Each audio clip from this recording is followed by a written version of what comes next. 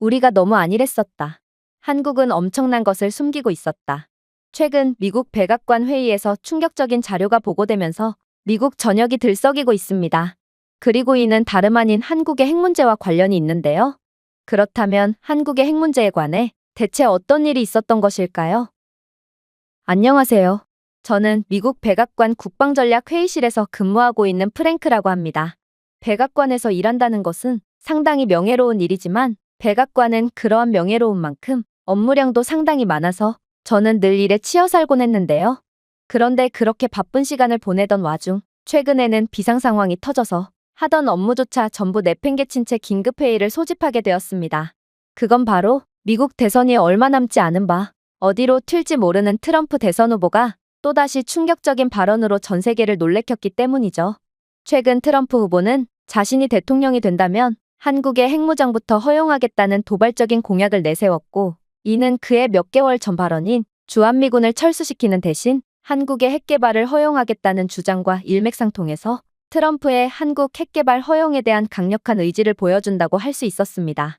그런데 더 충격적이었던 점은 트럼프의 한국 핵무장 발언 이후 그의 지지율은 급상승했고, 결국 해리스보다 열세였던 그의 지지율은 어느새 해리스 후보를 넘어섰다는 것입니다.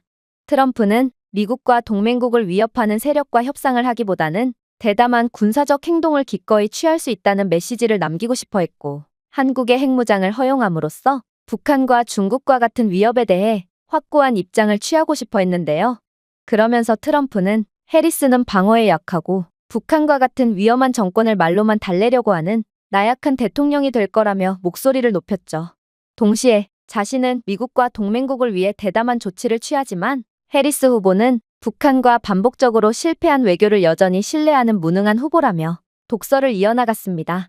사실 미국은 지금껏 북한과 계속해서 실패한 외교만을 펼친 게 사실이었고, 이제는 한국에 억지력을 제공하는 대담한 수를 쓸 때가 오지 않았나 싶어 많은 유권자들이 트럼프를 지지했는데요.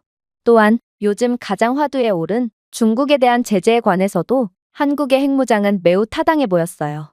트럼프는 한국의 핵무기 개발 허용은 동아시아에서의 중국의 영향력 확대에 대응하기 위한 매우 효율적인 조치라며, 해리스는 결단력이 없어서 한국이라는 강력한 동맹국을 신뢰하지 못할 것이고 결국 중국의 위협은 한국뿐만 아니라 미국까지 삼키고 말 거라며 신랄한 비판을 이어갔습니다. 특히나 해리스는 중국에 맞서기를 두려워합니다. 저는 동맹국들에게 힘을 실어줌으로써 중국에 압력을 가하고 있지만 그녀는 중국이 계속 확장하도록 내버려 둘 것입니다. 해리스는 수년 동안 중국이 미국을 이용할 수 있도록 방임했습니다. 그러나 저는 중국에 맞설 것이고 결국 중국은 압박을 감당하지 못하고 무릎을 꿇고 말 것입니다. 라는 트럼프의 주장은 중국에 매우 예민한 미국 유권자들의 표심을 흔들었고, 해리스 체제의 경제, 무역, 국가 안보에 대해 우려하는 많은 유권자들을 돌아서게 만들었죠. 하지만 역시나 트럼프는 기본적으로 타고난 사업가라는 점을 잊어서는 안 됐습니다. 그의 모든 발언은 철저하게 계산되었고 유권자들이 원하는 바를 정확하게 공약으로 내세운 거거든요. 물론 이 말에 약간의 의아함을 느끼는 사람들도 있을 것입니다. 미국인들은 기본적으로 더 이상의 핵무기 확산을 원하지 않고 있고, 당연히 한국이 핵무기를 가지는 것도 탐탁지 않게 생각하기 때문이죠. 그래서 트럼프가 한국의 핵 문제를 언급한 것은 오히려 제 살 깎아먹기가 아니냐는 생각을 할 수도 있을 것입니다. 하지만 트럼프는 손해보는 장사 따위는 절대로 하지 않는 철저한 인물입니다. 그는 한국의 핵무기 허용 문제를 이용해서 만약 한국이 핵무기를 개발하도록 허용한다면 미국인들의 세금을 깎아줄 수 있다며 승부수를 던졌거든요. 여러분, 해리스는 여러분들이 힘들게 번 돈을 다른 나라를 방어하는데 더 많이 낭비하고 싶어 합니다. 그녀는 우리의 군대를 영원히 해외에 주둔시킬 것이지만 저는 우리 군대를 즉시 귀국시켜 불필요한 세금 낭비를 줄일 것입니다. 만약 한국이 핵무기를 개발한다면 이제 북한이나 중국 같은 깡패 국가들은 더 이상 한국을 압박할 수 없을 것이며 한국은 해당 지역 내에서 최고로 강력한 국가로 발돋움할 것입니다. 그리고 한국은 우리의 최후방국이기 때문에 미국은 이로 인한 상당한 수혜를 받을 수 있겠죠. 이것이 바로 한국이 자체 핵무기를 가져야 하는 이유입니다. 이건 정말 놀라운 묘수였습니다. 한국은 핵무기를 갖게 돼서 이득이고 미국 시민들은 한국 방위에 따른 세금을 아낄 수 있을 것이고, 트럼프는 대통령이 될 수 있는, 그야말로 해리스 후보 말고는 모두가 이익을 챙길 수 있는 완벽한 전략이었죠. 그렇게 트럼프의 발언 이후 그의 지지율은 급상승했고 현재 대선이 정말 얼마 남지 않은 상황에서 이대로라면 트럼프의 당선 가능성이 상당히 높다고 볼 수 있었습니다. 그리고 이대로 트럼프가 대통령이 된다면 한국의 핵무장은 기정사실화되는 거였으므로 미국 백악관과 국방부는 긴급회의를 소집해 한국이 핵무장을 하게 된다면 어떤 경우에 수가 생기는지에 대해 토론을 하게 된 것입니다. 일단 국방부가 먼저 선수를 쳤습니다. 국방부 관계자는 한국은 절대로 핵 개발을 해서는 안 된다며 못을 박았죠. 한국은 핵무기를 개발해선 안 됩니다. 한국이 핵무기를 개발한다고 해서 북한이나 중국으로부터의 즉각적인 안보 위협을 해결하지는 못하기 때문이죠. 생각해보세요. 핵무기 하나를 개발하는 데는 일반적으로 수년 또는 수십 년이 걸립니다. 또한 한국이 핵무기 개발에 착수하면 북한은 과연 가만히 기다리고만 있을 것 같나요? 북한 또한 더욱 위협적인 도발을 계속하며 세계의 평화를 위협할 것입니다. 그럴 바엔 차라리 미사일 방어 시스템을 강화하거나 미국의 해구산을 믿고 기다리는 편이 옳습니다. 그리고 저희 측은 한국이 높은 핵무기 개발 비용을 감당할 여력이 있는지도 의심스럽네요. 생각해보세요. 핵무기 개발에는 연구개발, 우라늄 농축 또는 플루토늄 재처리 시설, 안전한 저장시설 구축 및 유지보수, 미사일이나 폭격기와 같은 운반 시스템의 배치 및 현대화 등의 비용이 소요됩니다. 그런데 과연 한국이 이러한 비용들을 감당할 수 있을까요? 미국의 경우 핵무기를 유지하는 데 연간 약 350억 달러의 비용이 듭니다. 이미 재래식 군사력에 막대한 투자를 하고 있는 한국의 경우 핵 프로그램의 추가 재정 부담으로 인해 예산이 부담되어 다른 중요한 분야에서 자금이 유출될 수 있습니다. 그렇게 된다면 배보다 배꼽이 더 크게 되겠죠.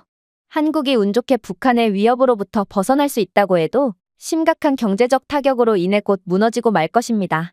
국방부 관계자의 말은 분명 설득력이 있었습니다. 핵무기 개발은 아무나 할 수 있는 것이 아니며 그건 러시아만 봐도 알 수 있거든요. 러시아는 소련 시절부터 유명한 군사 강국이고 국방비에 비정상적인 예산을 쏟아붓는 국가거든요. 그러나 러시아는 경제력이 약한 국가로 자신들이 만든 핵무기를 유지하거나 다른 강력한 핵무기를 연구하는 데 필요한 예산이 턱없이 부족합니다. 그래서 러시아는 분명 핵무기 보유국이지만 러시아 국민들의 삶의 수준은 형편없는 게 현실이죠. 만약 한국이 무리해서 핵무기를 개발하다간 러시아처럼 되지 않으리라는 보장이 없었습니다. 그러나 백악관 대변인은 그저 픽 웃더니 이내 충격적인 주장을 해오기 시작하더라고요. 글쎄요, 저는 이렇게 되묻고 싶습니다. 만약 GDP가 1조 7천억 달러가 넘는 세계 10위 경제대국을 보고 핵무기를 개발할 경제력이 없다고 한다면 도대체 핵무기는 누가 개발할 수 있는 거죠? 한국의 경제 엔진은 첨단 기술, 중공업화, 지속적으로 경제성장을 달성해온 수출 주도형 모델의 조합에 의해 주도되고 있습니다. 삼성, 현대, LG, SK하이닉스와 같은 주력 기업이 매년 수천억 달러의 수익을 창출하고 있는 한국은 땀 한 방울 흘리지 않고 핵무기 연구부터 개발, 유지까지 전부 해낼 능력이 있습니다. 생각해보세요. 북한 같은 최빈국도 만들어내는 게 핵무기입니다. 물론 이들은 수십 년에 걸쳐 연구를 진행했고 북한 인민들의 삶의 수준은 말할 것도 없지만 한국은 그런 북한보다 100년은 앞서 있는 국가입니다. 따라서 수백억 달러로 추정되는 막대한 핵무기 개발 비용에도 불구하고 한국의 경제 규모는 재정 안정성을 크게 해치지 않으면서도 이러한 지출을 흡수할 수 있게 해줍니다. 예를 들어 한국이 연간 GDP의 1%만 핵 개발에 투자하기로 결정해도 이론적으로 연간 170억 달러에 가까운 예산을 창출할 수 있으며 이는 연구, 개발, 인프라 및 미사일 시스템을 충당할 수 있습니다. 아니, 차고 넘치는 수준이죠. 그런데 더 재밌는 점이 뭔지 아십니까? 한국은 핵무기 개발에 수백억 달러가 필요하다는 기존의 추정치를 뛰어넘어 그러한 비용의 반값, 아니 반이반 값에도 충분히 핵무기를 개발해낼 수 있다는 것이죠. 잘 들어보세요. 한국은 이미 핵무기 개발에 필수적인 전자, 통신, 항공우주 기술 분야에서 막대한 전문성을 갖춘 첨단 산업 분야의 글로벌 리더입니다.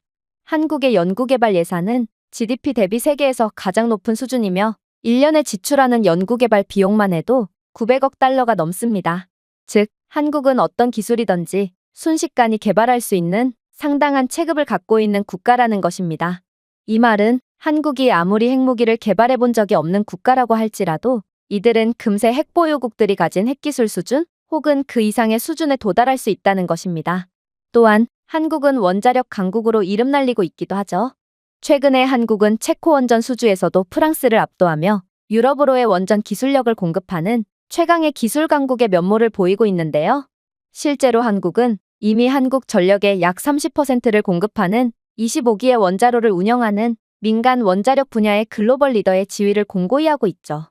한국수력원자력은 한국원자력연구원과 함께 원자력 발전, 원자력 안전, 원자로 설계 분야에서 수십 년의 경험을 보유하고 있으며 이러한 전문성은 군사 핵 프로그램에 쉽게 활용될 수 있습니다.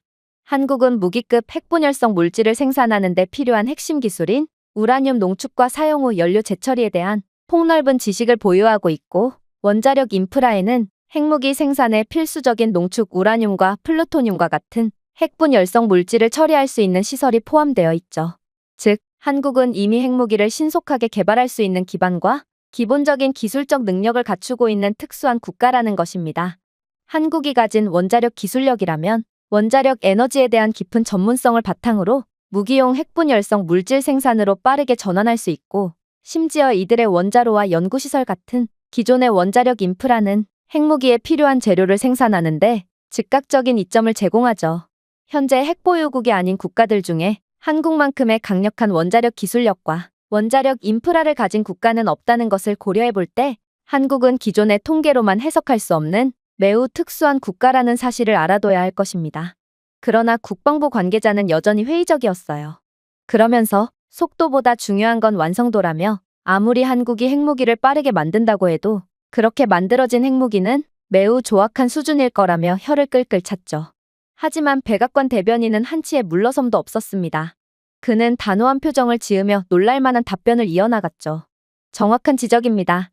한국은 분명 기존의 수년이나 수십 년이라는 시간이 걸리는 핵무기 개발 기간보다 훨씬 더 빠른 속도로 핵무기를 개발할 수 있지만 가장 중요한 건 성능이거든요.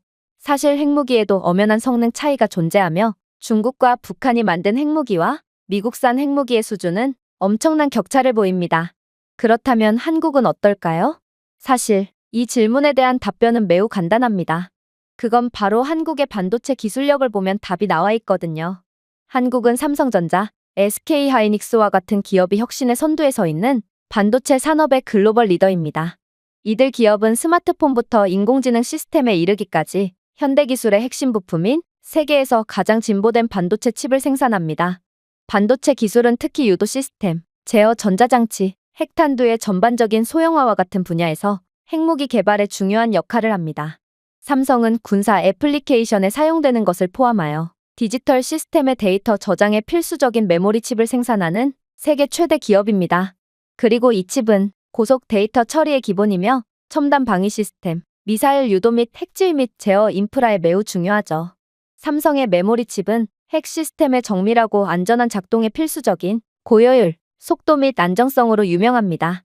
예를 들어 고급 D램 칩은 대량의 데이터를 실시간으로 저장할 수 있으므로 미사일 시스템이 표적 정보, 궤적 수정 및 위협 평가를 신속하게 처리할 수 있게 합니다. 이러한 기술은 핵무기 프로그램에서 미사일 유도 시스템의 정밀도를 향상시키는데 쉽게 적용될 수 있겠죠. SK하이닉스는 한국 반도체 산업의 또 다른 주요 기업으로 로직 칩과 집적회로 개발을 전문으로 해왔습니다. 이 칩은 국방 및 항공우주 기술에 사용되는 복잡한 알고리즘을 처리하는 데 필수적입니다. SK하이닉스의 기술 전문성을 통해 한국은 핵탄두의 전자 제어 시스템에 사용할 수 있는 특수 반도체를 설계하고 제조할 수 있게 되었습니다. 5나노미터 및 7나노미터 칩 제조 공정, 특히 시스템온 칩 설계 분야에서 한국의 강점은 강력한 컴퓨팅 장치의 소형화를 가능하게 합니다. 이러한 발전은 전자 제어 시스템이 핵 폭발 및 전달 시스템에 필요한 복잡한 시퀀스를 처리할 수 있을 만큼 작지만 강력하기 때문에 소형 핵탄두를 만드는 데 매우 중요합니다. 자, 이제 충분한 답변이 되었나요? 한국은 세계 최고의 반도체 기술력을 통해 세계에서 가장 작고 가장 정확하고 가장 안정성 높은 핵무기를 개발할 수 있습니다. 즉, 만약 한국의 핵개발 제한만 풀린다면 한국은 미국의 핵무기보다도 훨씬 더 위협적인 핵무기를 곧바로 개발해낼 것이고 이는 새로운 시대가 열리는 것을 의미한다는 것입니다. 생각해보세요. 미국은 세계에서 가장 강력한 핵무기를 가장 빨리 만들 수 있습니다. 그래서 미국은 세계 최강의 국가로 불리는 것이죠. 그런데 이젠 그 자리를 한국에 넘겨줘야 합니다. 한국은 미국보다도 훨씬 더 강력한 기술력을 가진 국가거든요. 많은 분들이 설마하는 표정을 짓는군요. 자, 보세요. 한국의 반도체는 이미 레이더, 미사일 유도, 위성통신 시스템과 같은 첨단 방위 시스템에 사용되고 있습니다. 즉, 이미 군사무기로서 증명이 된 상태라는 말이죠. 예를 들어 한국산 반도체는 북한의 잠재적 핵탑재 미사일을 포함한 공중 위협을 추적하고 무력화하는 한국형 미사일 방어 시스템에서 매우 중요한 역할을 수행합니다. 이러한 전문성을 바탕으로 한국은 신뢰할 수 있는 핵전달 시스템에 필요한 정밀 전자부품을 신속하게 개발할 수 있습니다. 하지만 더 소름 돋는 점은 따로 있습니다.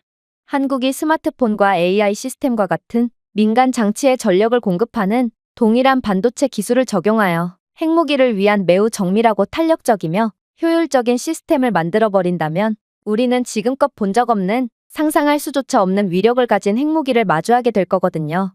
한국이 개발한 AI 칩이 내장된 핵을 상상해보세요.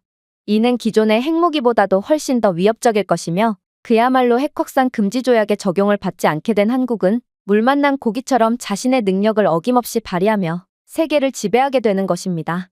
그리고 우리는 한국이라는 새로운 강대국이 탄생했다는 것을 받아들여야 되겠죠. 그러나 백악관 대변인의 논리정연한 주장에도 국방부 관계자는 매우 끈질겼어요. 사실 국방부와 미 백악관 사이에는 보이지 않는 기싸움이 존재하는 상황인데요. 아무래도 국방부 관계자는 한국의 핵무기에 관해서는 그다지 관심이 없어 보였고 그저 백악관 측에 망신을 주기 위해 반대를 위한 반대를 하는 것 같았죠.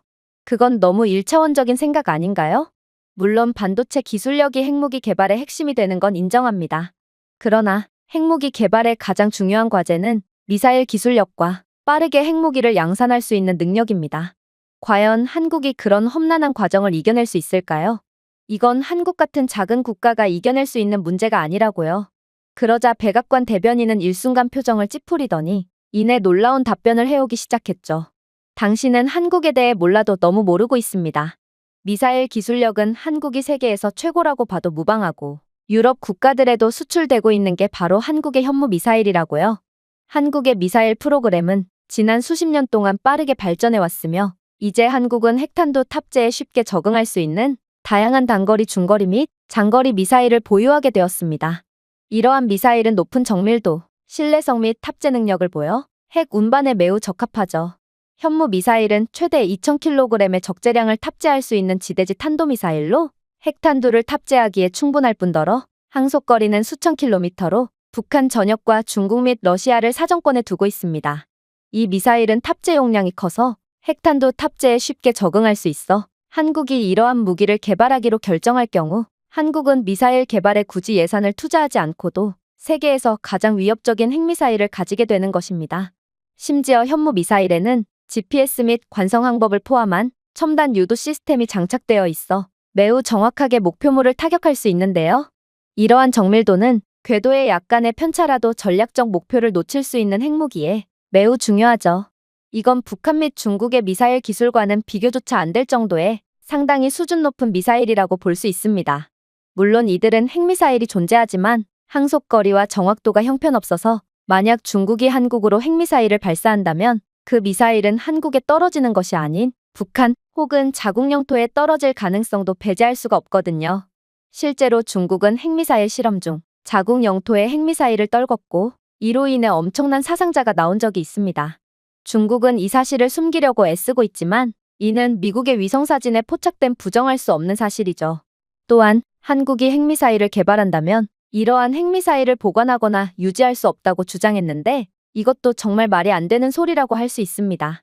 핵무기 개발의 중요한 과제는 미사일이나 기타 운반 시스템에 장착할 수 있는 탄두의 소형화인데 한국은 재료과학, 정밀공학 및 첨단 제조 분야에서 세계 최고 수준의 연구를 통해 이미 소형화에 대한 능력을 갖추고 있거든요.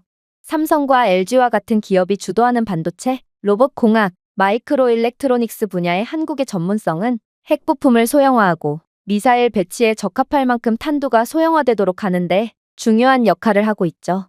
즉, 한국은 핵무기가 없음에도 첨단 소재 엔지니어링을 통해 기존 미사일 시스템에 장착할 수 있는 작고 신뢰할 수 있는 핵탄두를 신속하게 개발할 수 있고 이는 한국이 핵무기 보관 및 유지에 그다지 많은 비용을 투자할 필요가 없다는 것을 의미합니다. 중국의 경우 아직도 핵무기 소형화에 대한 기술을 개발해내지 못했는데 한국은 핵무기도 없음에도 핵보유국보다도 뛰어난 기술력을 가지고 있습니다. 이것만 봐도 한국은 규제 때문에 과소평가되고 있을 뿐이지 사실상 그 어떤 국가보다도 강력하고 두려운 국가라는 것입니다. 자, 이제 한국의 숨겨진 강력함을 이해하셨나요? 저희 정보부 요원이 분석한 자료에 따르면 한국은 원자력 발전소를 통해 배출된 상당량의 플루토늄과 우라늄이 존재하고 기존의 해결료 비축량과 우라늄 농축 또는 플루토늄 재처리 능력을 고려하고 한국의 강력한 경제력과 기술력을 고려한다면 한국은 한 달 안에 수천 발의 핵미사일을 동시에 생산해낼 수 있다고 판단됩니다. 이건 핵미사일 한 기를 개발하는데 10년 이상이 걸린다는 기존의 통계를 완전히 엎어버리는 말도 안 되는 속도라고 할 수 있고, 심지어 한국이 만들 핵무기의 상상을 초월하는 위력을 고려한다면 이건 역사에 남을 대사건이라고 볼 수 있죠.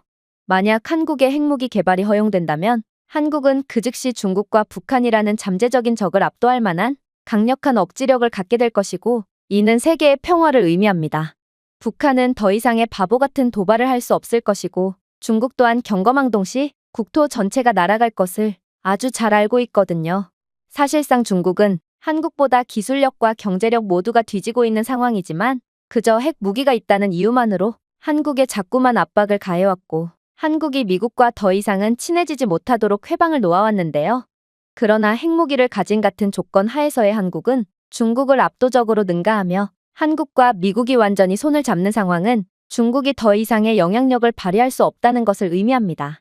또한 한국은 지역 내에서도 상당한 영향력을 자랑하기에 중국의 잠재적인 대만 문제와 남중국해 문제까지 완벽하게 해결할 수 있겠죠. 그동안은 지역 내에 핵무기 보유국이 없어서 중국이 아나무인한 자세로 나왔지만 한국이라는 강대국이 핵무기까지 보유하게 된 상황이 닥친다면 중국은 한국의 눈치를 안 볼 수가 없게 되거든요.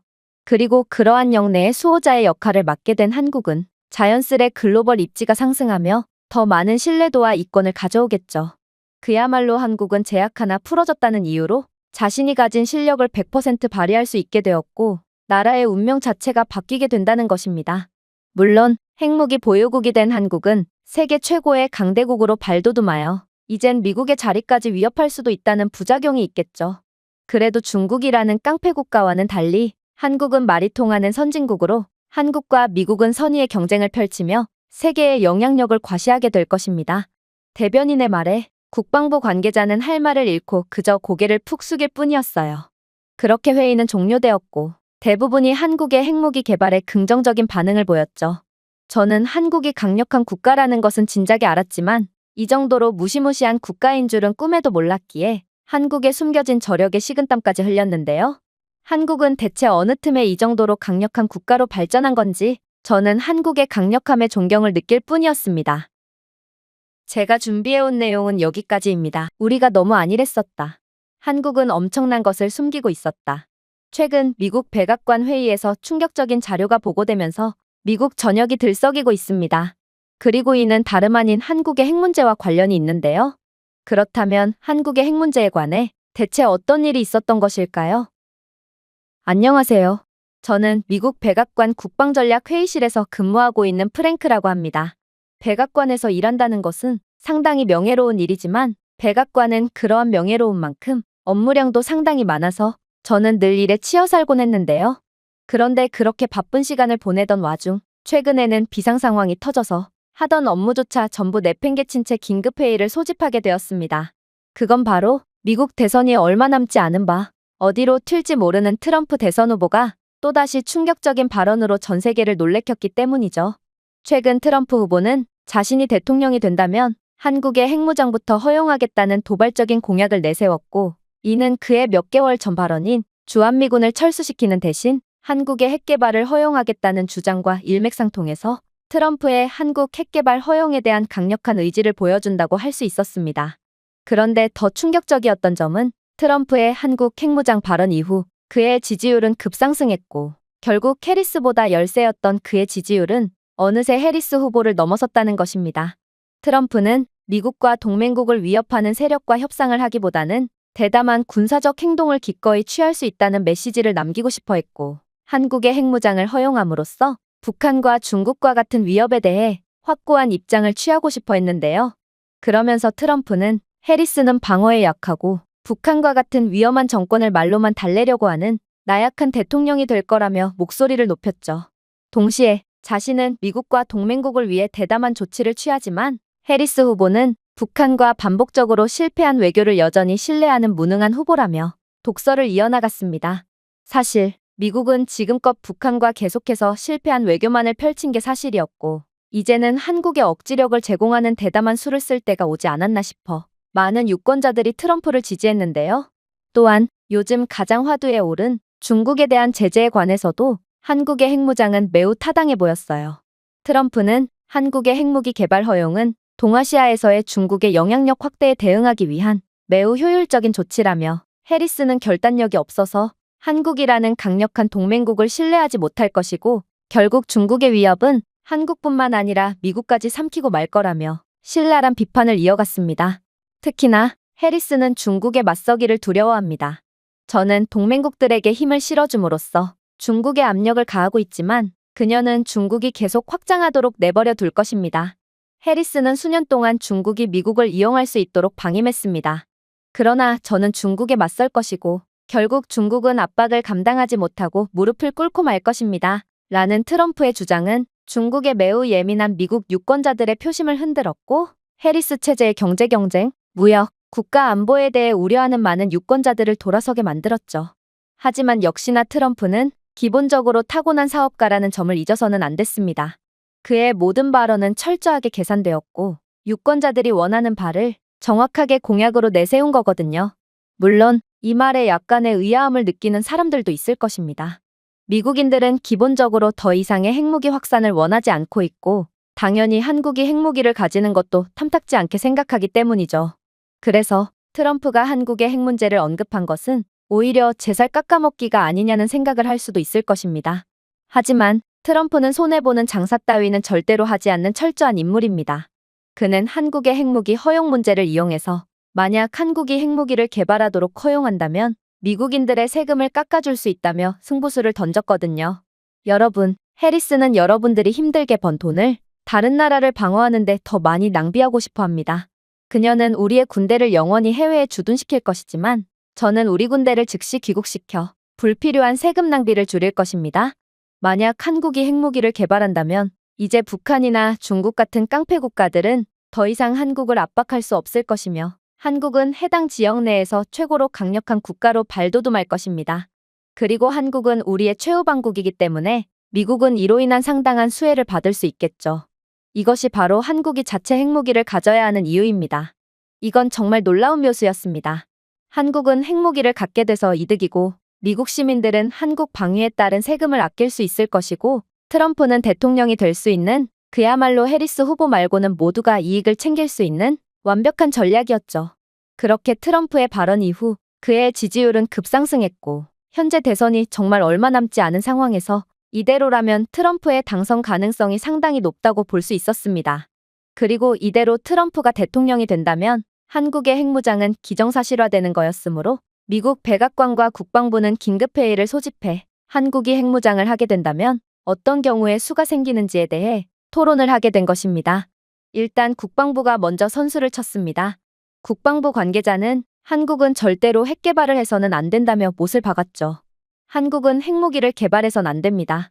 한국이 핵무기를 개발한다고 해서 북한이나 중국으로부터의 즉각적인 안보 위협을 해결하지는 못하기 때문이죠. 생각해보세요. 핵무기 하나를 개발하는 데는 일반적으로 수년 또는 수십 년이 걸립니다. 또한 한국이 핵무기 개발에 착수하면 북한은 과연 가만히 기다리고만 있을 것 같나요? 북한 또한 더욱 위협적인 도발을 계속하며 세계의 평화를 위협할 것입니다. 그럴 바엔 차라리 미사일 방어 시스템을 강화하거나 미국의 해구산을 믿고 기다리는 편이 옳습니다. 그리고 저희 측은 한국이 높은 핵무기 개발 비용을 감당할 여력이 있는지도 의심스럽네요. 생각해보세요. 핵무기 개발에는 연구개발, 우라늄 농축 또는 플루토늄 재처리 시설, 안전한 저장시설 구축 및 유지 보수, 미사일이나 폭격기와 같은 운반 시스템의 배치 및 현대화 등의 비용이 소요됩니다. 그런데 과연 한국이 이러한 비용들을 감당할 수 있을까요? 미국의 경우 핵무기를 유지하는데 연간 약 350억 달러의 비용이 듭니다. 이미 재래식 군사력에 막대한 투자를 하고 있는 한국의 경우 핵 프로그램의 추가 재정 부담으로 인해 예산이 부담되어 다른 중요한 분야에서 자금이 유출될 수 있습니다. 그렇게 된다면 배보다 배꼽이 더 크게 되겠죠. 한국이 운 좋게 북한의 위협으로부터 벗어날 수 있다고 해도 심각한 경제적 타격으로 인해 곧 무너지고 말 것입니다. 국방부 관계자의 말은 분명 설득력이 있었습니다. 핵무기 개발은 아무나 할 수 있는 것이 아니며 그건 러시아만 봐도 알 수 있거든요. 러시아는 소련 시절부터 유명한 군사 강국이고 국방비에 비정상적인 예산을 쏟아붓는 국가거든요. 그러나 러시아는 경제력이 약한 국가로 자신들이 만든 핵무기를 유지하거나 다른 강력한 핵무기를 연구하는 데 필요한 예산이 턱없이 부족합니다. 그래서 러시아는 분명 핵무기 보유국이지만 러시아 국민들의 삶의 수준은 형편없는 게 현실이죠. 만약 한국이 무리해서 핵무기를 개발하다간 러시아처럼 되지 않으리라는 보장이 없었습니다. 그러나 백악관 대변인은 그저 픽 웃더니 이내 충격적인 주장을 해오기 시작하더라고요. 글쎄요, 저는 이렇게 되묻고 싶습니다. 만약 GDP가 1조 7천억 달러가 넘는 세계 10위 경제대국을 보고 핵무기를 개발할 경제력이 없다고 한다면 도대체 핵무기는 누가 개발할 수 있는 거죠? 한국의 경제 엔진은 첨단 기술, 중공업화, 지속적으로 경제성장을 달성해온 수출 주도형 모델의 조합에 의해 주도되고 있습니다. 삼성, 현대, LG, SK하이닉스와 같은 주력 기업이 매년 수천억 달러의 수익을 창출하고 있는 한국은 땀 한 방울 흘리지 않고 핵무기 연구부터 개발, 유지까지 전부 해낼 능력이 있습니다. 생각해보세요. 북한 같은 최빈국도 만들어내는 게 핵무기입니다. 물론 이들은 수십 년에 걸쳐 연구를 진행했고 북한 인민들의 삶의 수준은 말할 것도 없지만 한국은 그런 북한보다 100년은 앞서 있는 국가입니다. 따라서 수백억 달러로 추정되는 막대한 핵무기 개발 비용에도 불구하고 한국의 경제 규모는 재정 안정성을 크게 해치지 않으면서도 이러한 지출을 흡수할 수 있게 해줍니다. 예를 들어 한국이 연간 GDP의 1%만 핵 개발에 투자하기로 결정해도 이론적으로 연간 170억 달러에 가까운 예산을 창출할 수 있으며 이는 연구, 개발, 인프라 및 미사일 시스템을 충당할 수 있습니다. 아니, 차고 넘치는 수준이죠. 그런데 더 재밌는 점이 뭔지 아십니까?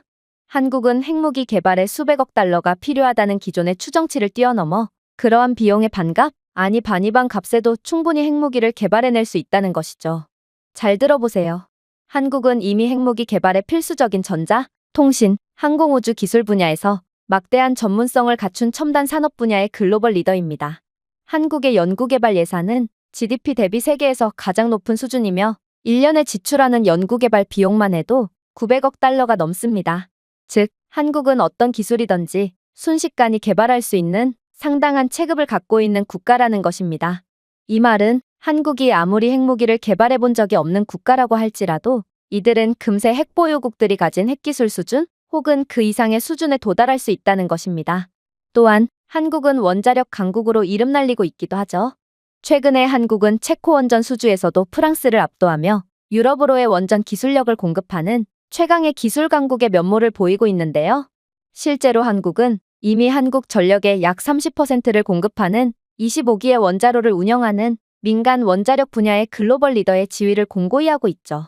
한국수력원자력은 한국원자력연구원과 함께 원자력 발전, 원자력 안전, 원자로 설계 분야에서 수십 년의 경험을 보유하고 있으며 이러한 전문성은 군사 핵 프로그램에 쉽게 활용될 수 있습니다. 한국은 무기급 핵분열성 물질을 생산하는 데 필요한 핵심 기술인 우라늄 농축과 사용 후 연료 재처리에 대한 폭넓은 지식을 보유하고 있고 원자력 인프라에는 핵무기 생산에 필수적인 농축 우라늄과 플루토늄과 같은 핵분열성 물질을 처리할 수 있는 시설이 포함되어 있죠. 즉, 한국은 이미 핵무기를 신속하게 개발할 수 있는 기반과 기본적인 기술적 능력을 갖추고 있는 특수한 국가라는 것입니다. 한국이 가진 원자력 기술력이라면 원자력 에너지에 대한 깊은 전문성을 바탕으로 무기용 핵분열성 물질 생산으로 빠르게 전환할 수 있고 심지어 이들의 원자로와 연구시설 같은 기존의 원자력 인프라는 핵무기에 필요한 재료를 생산하는데 즉각적인 이점을 제공하죠. 현재 핵보유국이 아닌 국가들 중에 한국만큼의 강력한 원자력 기술력과 원자력 인프라를 가진 국가는 없다는 것을 고려해 볼 때 한국은 기존의 통계로만 해석할 수 없는 매우 특수한 국가라는 사실을 알아둬야 할 것입니다. 그러나 국방부 관계자는 여전히 회의적이었어요. 그러면서 속도보다 중요한 건 완성도라며 아무리 한국이 핵무기를 빠르게 만든다고 해도 그렇게 만들어진 핵무기는 매우 조악한 수준일 거라며 혀를 끌끌 찼죠. 하지만 백악관 대변인은 한치의 물러섬도 없었습니다. 그는 단호한 표정을 지으며 놀랄만한 답변을 이어나갔죠. 정확한 지적입니다. 한국은 분명 기존의 수년이나 수십 년이라는 시간이 걸리는 핵무기 개발 기간보다 훨씬 더 빠른 속도로 핵무기를 개발할 수 있지만 가장 중요한 건 성능이거든요. 사실 핵무기에도 엄연한 성능 차이가 존재하며 중국과 북한이 만든 핵무기와 미국산 핵무기의 수준은 엄청난 격차를 보입니다. 그렇다면 한국은 어떨까요? 사실 이 질문에 대한 답변은 매우 간단합니다. 그건 바로 한국의 반도체 기술력을 보면 답이 나와 있거든요. 한국은 삼성전자, SK하이닉스와 같은 기업이 혁신의 선두에 서 있는 반도체 산업의 글로벌 리더입니다. 이들 기업은 스마트폰부터 인공지능 시스템에 이르기까지 현대기술의 핵심 부품인 세계에서 가장 진보된 반도체 칩을 생산합니다. 반도체 기술은 특히 유도 시스템, 제어 전자장치, 핵탄두의 전반적인 소형화와 같은 분야에서 핵무기 개발에 중요한 역할을 합니다. 삼성은 군사 애플리케이션에 사용되는 것을 포함하여 디지털 시스템의 데이터 저장에 필수적인 메모리 칩을 생산하는 세계 최대 기업입니다. 그리고 이 칩은 고속 데이터 처리의 기본이며 첨단 방위 시스템, 미사일 유도 및 핵지휘 및 제어 인프라에 매우 중요하죠. 삼성의 메모리 칩은 핵 시스템의 정밀하고 안전한 작동에 필수적인 고효율, 속도 및 안정성으로 유명합니다. 예를 들어 고급 D램 칩은 대량의 데이터를 실시간으로 저장할 수 있으므로 미사일 시스템이 표적 정보, 궤적 수정 및 위협 평가를 신속하게 처리할 수 있게 합니다. 이러한 기술은 핵무기 프로그램에서 미사일 유도 시스템의 정밀도를 향상시키는데 쉽게 적용될 수 있겠죠. SK하이닉스는 한국 반도체 산업의 또 다른 주요 기업으로 로직 칩과 집적회로 개발을 전문으로 해왔습니다. 이 칩은 국방 및 항공우주 기술에 사용되는 복잡한 알고리즘을 처리하는 데 필수적입니다. SK하이닉스의 기술 전문성을 통해 한국은 핵탄두의 전자 제어 시스템에 사용할 수 있는 특수 반도체를 설계하고 제조할 수 있게 되었습니다. 5나노미터 및 7나노미터 칩 제조 공정, 특히 시스템온 칩 설계 분야에서 한국의 강점은 강력한 컴퓨팅 장치의 소형화를 가능하게 합니다. 이러한 발전은 전자 제어 시스템이 핵폭발 및 전달 시스템에 필요한 복잡한 시퀀스를 처리할 수 있을 만큼 작지만 강력하기 때문에 소형 핵탄두를 만드는 데 매우 중요합니다. 자, 이제 충분한 답변이 되었나요? 한국은 세계 최고의 반도체 기술력을 통해 세계에서 가장 작고 가장 정확하고 가장 안정성 높은 핵무기를 개발할 수 있습니다. 즉, 만약 한국의 핵개발 제한만 풀린다면 한국은 미국의 핵무기보다도 훨씬 더 위협적인 핵무기를 곧바로 개발해낼 것이고 이는 새로운 시대가 열리는 것을 의미한다는 것입니다. 생각해보세요. 미국은 세계에서 가장 강력한 핵무기를 가장 빨리 만들 수 있습니다. 그래서 미국은 세계 최강의 국가로 불리는 것이죠. 그런데 이젠 그 자리를 한국에 넘겨줘야 합니다. 한국은 미국보다도 훨씬 더 강력한 기술력을 가진 국가거든요. 많은 분들이 설마하는 표정을 짓는군요. 자, 보세요. 한국의 반도체는 이미 레이더, 미사일 유도, 위성통신 시스템과 같은 첨단 방위 시스템에 사용되고 있습니다. 즉, 이미 군사무기로서 증명이 된 상태라는 말이죠. 예를 들어 한국산 반도체는 북한의 잠재적 핵탑재 미사일을 포함한 공중 위협을 추적하고 무력화하는 한국형 미사일 방어 시스템에서 매우 중요한 역할을 수행합니다. 이러한 전문성을 바탕으로 한국은 신뢰할 수 있는 핵전달 시스템에 필요한 정밀 전자부품을 신속하게 개발할 수 있습니다. 하지만 더 소름 돋는 점은 따로 있습니다. 한국이 스마트폰과 AI 시스템과 같은 민간 장치에 전력을 공급하는 동일한 반도체 기술을 적용하여 핵무기를 위한 매우 정밀하고 탄력적이며 효율적인 시스템을 만들어버린다면 우리는 지금껏 본 적 없는 상상할 수조차 없는 위력을 가진 핵무기를 마주하게 될 거거든요. 한국이 개발한 AI 칩이 내장된 핵을 상상해보세요. 이는 기존의 핵무기보다도 훨씬 더 위협적일 것이며 그야말로 핵 확산 금지 조약의 적용을 받지 않게 된 한국은 물 만난 고기처럼 자신의 능력을 어김없이 발휘하며 세계를 지배하게 되는 것입니다. 그리고 우리는 한국이라는 새로운 강대국이 탄생했다는 것을 받아들여야 되겠죠. 그러나 백악관 대변인의 논리정연한 주장에도 국방부 관계자는 매우 끈질겼어요. 사실 국방부와 미 백악관 사이에는 보이지 않는 기싸움이 존재하는 상황인데요. 아무래도 국방부 관계자는 한국의 핵무기에 관해서는 그다지 관심이 없어 보였고 그저 백악관 측에 망신을 주기 위해 반대를 위한 반대를 하는 것 같았죠. 그건 너무 일차원적인 생각 아닌가요? 물론 반도체 기술력이 핵무기 개발의 핵심이 되는 건 인정합니다. 그러나 핵무기 개발의 가장 중요한 과제는 미사일 기술력과 빠르게 핵무기를 양산할 수 있는 능력입니다. 과연 한국이 그런 험난한 과정을 이겨낼 수 있을까요? 이건 한국 같은 작은 국가가 이겨낼 수 있는 문제가 아니라고요.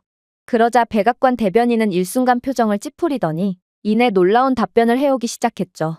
당신은 한국에 대해 몰라도 너무 모르고 있습니다. 미사일 기술력은 한국이 세계에서 최고라고 봐도 무방하고 유럽 국가들에도 수출되고 있는 게 바로 한국의 현무 미사일이라고요. 한국의 미사일 프로그램은 지난 수십 년 동안 빠르게 발전해 왔으며 이제 한국은 핵탄두 탑재에 쉽게 적응할 수 있는 다양한 단거리, 중거리 및 장거리 미사일을 보유하게 되었습니다. 이러한 미사일은 높은 정밀도, 신뢰성 및 탑재 능력을 보여 핵 운반에 매우 적합하죠. 현무 미사일은 최대 2000kg의 적재량을 탑재할 수 있는 지대지 탄도미사일로 핵탄두를 탑재하기에 충분할 뿐더러 항속거리는 수천 킬로미터로 북한 전역과 중국 및 러시아를 사정권에 두고 있습니다. 이 미사일은 탑재 용량이 커서 핵탄두 탑재에 쉽게 적응할 수 있어 한국이 이러한 무기를 개발하기로 결정할 경우 한국은 미사일 개발에 굳이 예산을 투자하지 않고도 세계에서 가장 위협적인 핵미사일을 가지게 되는 것입니다. 심지어 현무 미사일에는 GPS 및 관성 항법을 포함한 첨단 유도 시스템이 장착되어 있어 매우 정확하게 목표물을 타격할 수 있는데요. 이러한 정밀도는 궤도의 약간의 편차라도 전략적 목표를 놓칠 수 있는 핵무기에 매우 중요하죠. 이건 북한 및 중국의 미사일 기술과는 비교조차 안 될 정도의 상당히 수준 높은 미사일이라고 볼 수 있습니다. 물론 이들은 핵미사일이 존재하지만 항속거리와 정확도가 형편없어서 만약 중국이 한국으로 핵미사일을 발사한다면 그 미사일은 한국에 떨어지는 것이 아닌 북한 혹은 자국 영토에 떨어질 가능성도 배제할 수가 없거든요. 실제로 중국은 핵미사일 실험 중 자국 영토에 핵미사일을 떨궜고 이로 인해 엄청난 사상자가 나온 적이 있습니다. 중국은 이 사실을 숨기려고 애쓰고 있지만 이는 미국의 위성사진에 포착된 부정할 수 없는 사실이죠. 또한 한국이 핵미사일을 개발한다면 이러한 핵미사일을 보관하거나 유지할 수 없다고 주장했는데 이것도 정말 말이 안 되는 소리라고 할 수 있습니다. 핵무기 개발의 중요한 과제는 미사일이나 기타 운반 시스템에 장착할 수 있는 탄두의 소형화인데 한국은 재료과학, 정밀공학 및 첨단 제조 분야에서 세계 최고 수준의 연구를 통해 이미 소형화에 대한 능력을 갖추고 있거든요. 삼성과 LG와 같은 기업이 주도하는 반도체, 로봇 공학, 마이크로 일렉트로닉스 분야의 한국의 전문성은 핵 부품을 소형화하고 미사일 배치에 적합할 만큼 탄두가 소형화되도록 하는데 중요한 역할을 하고 있죠. 즉, 한국은 핵무기가 없음에도 첨단 소재 엔지니어링을 통해 기존 미사일 시스템에 장착할 수 있는 작고 신뢰할 수 있는 핵탄두를 신속하게 개발할 수 있고 이는 한국이 핵무기 보관 및 유지에 그다지 많은 비용을 투자할 필요가 없다는 것을 의미합니다. 중국의 경우 아직도 핵무기 소형화에 대한 기술을 개발해내지 못했는데 한국은 핵무기도 없음에도 핵보유국보다도 뛰어난 기술력을 가지고 있습니다. 이것만 봐도 한국은 규제 때문에 과소평가되고 있을 뿐이지 사실상 그 어떤 국가보다도 강력하고 두려운 국가라는 것입니다. 자, 이제 한국의 숨겨진 강력함을 이해하셨나요?